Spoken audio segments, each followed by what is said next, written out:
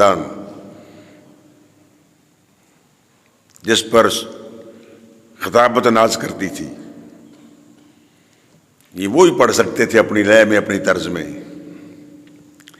آپ فرماتے تھے نہ جنت نہ جنت کی کلیوں میں دیکھا، نہ جنت نہ جنت کی کلیوں میں دیکھا، مزہ جو محمد کی تلیوں میں دیکھا، صلی اللہ علیہ وسلم، مزہ جو محمد کی تلیوں میں دیکھا۔ آپ فرماتے ہیں جبریل نے حضور کے قدموں کو چوما، آپ کو سرور ملا سرکار کے قدموں کو چومنے میں۔ معراج کی رات جب عرش کے قریب حضور گئے نا، ارادہ ہوا کہ کہیں مجھے بھی حکم نہ مل جائے کہ محبوب اپنے جوڑے اتارو۔ موسیٰ کو حکم تھا نا فَخْلَعْ نَعْلَيْكَ إِنَّكَ بِالْوَادِ الْمُقَدَّسِ طُوًى، کلیم نالین اتارو، یہ مقدس مقام ہے، اس پر آ رہے ہو، جوڑا اتارو۔ پیارے آقا علیہ الصلوۃ والسلام نے ارادہ ہی کیا دل میں، تو حکم ہوا محبوب بمائے نالین آ جاؤ۔ تاجدار بریلی مولانا مدرجہ ذوق جاگے فرمایا پوچھتے کیا ہو عرش پر یوں گئے مصطفیٰ کے یوں کیف کے پر جہاں جلے کوئی بتائے کیا کہ یوں، اور عرش حق ہے مسند رفعت رسول اللہ کی، دیکھنی ہے حشر میں عزت رسول اللہ کی، دیکھنی ہے حشر میں عزت رسول اللہ کی، عرش حق ہے مسند رفعت رسول اللہ کی۔ عرش نے محبوب کے جوڑے کو چوما، آ مدنی سئی چما جوڑے تیرے، آ مدنی سئی چما تیرے جوڑے۔ عاشق کہتا ہے محبوب کبھی تو آؤ نا، میں آپ کے نالین کو چوموں۔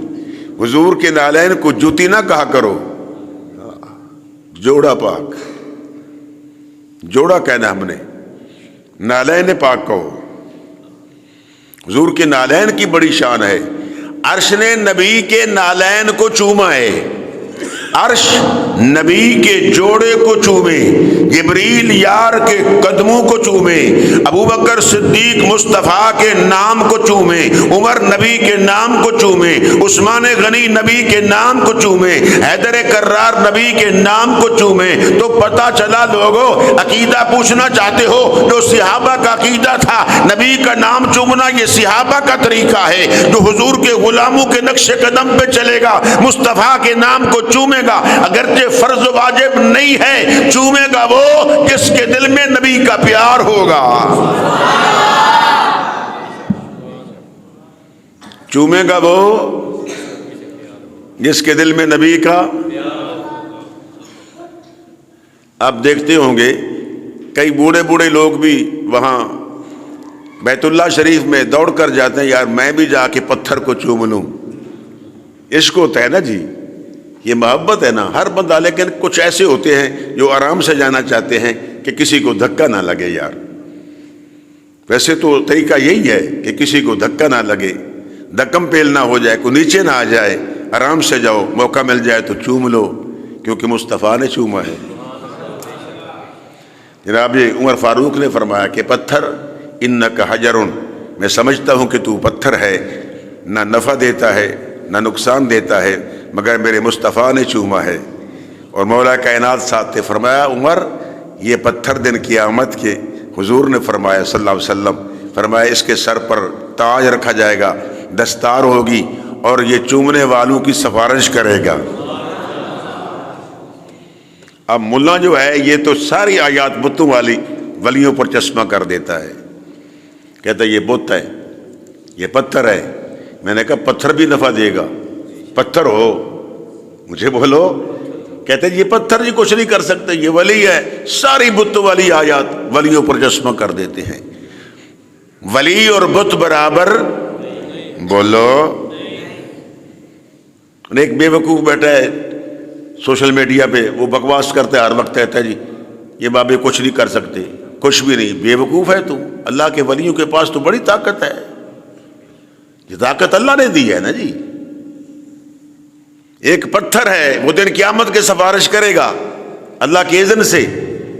کیا خیال ہے سفارش منظور ہوگی کہ نہیں ہوگی؟ بولو۔ ایک پتھر کی سفارش قبول ہے۔ اچھا کملی والے تو پھر سب کے سردار ہیں نا، تو کیا نبی کی وہاں سفارش قبول ہوگی کہ نہیں ہوگی؟ قرآن کی ہوگی کہ نہیں ہوگی؟ قرآن کے پاروں کی ہوگی کہ نہیں ہوگی؟ کہیں پارے آئیں گے، کہیں قرآن کریم آئے گا۔ مولا یہ پورا قرآن پڑھتا تھا، یہ ایک پارہ پڑھتا تھا، سورہ یاسین پڑھتا تھا، وہ قرآن کی صورتیں سفارش کریں گی، لیکن کرے گی تب جب آمنہ کے لال پہلے دروازہ کھلوائیں گے۔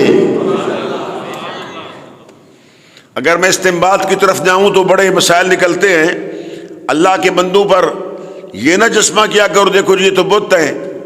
الیاذ باللہ ہم کسی ولی کی پوجا نہیں کرتے، عبادت کس کی کرتے ہیں؟ بولو، اونچے بولو۔ اللہ کی کرتے ہیں۔ ان کا احترام ہوتا ہے بزرگوں کا، ان کی پوجا پاٹ تو نہیں ہوتی۔ ان کو ہم سجدہ 50 سال میں کسی نے مجھے دیکھا ہو میں کسی مزار پر کسی مزار والے کو سجدہ کر رہا ہوں تو میں یہاں بیٹھے بیٹھے جو جرمانہ کرو گے دوں گا میں۔ ہم ولیوں کا احترام کرتے ہیں، دعا رب سے مانگتے ہیں، لیکن ساتھ یہ ہوتا ہے مولا اگر تیری بارگاہ میں اس کا درجہ ہے تو اس کے صدقے تو کرم کر دے۔ اللہ سے مانگا جاتا ہے۔ بولو مانگا کس سے جاتا ہے؟ اونچے بولو۔ یہ سنیوں کو بدنام کیا جا رہا ہے سوشل میڈیا پہ، جناب چند بندے دیکھے کہیں ناچ رہے ہیں، اس کو اس ولی کے ساتھ چشمہ کر دیا۔ ولی کا کیا تعلق ہے؟ ولی نہ گھنگرو پہنتا ہے، یہ بابا بلے شاہ کو بدنام کر رکھا ہے۔ بلے شاہ ناچتے نہیں تھے، بلے شاہ ناچنے والا نہیں تھا، بلے شاہ تو عالم تھا۔ اللہ کے ولی یہ ناچنے والا کام نہیں کرتے، ڈانس نہیں کرتے۔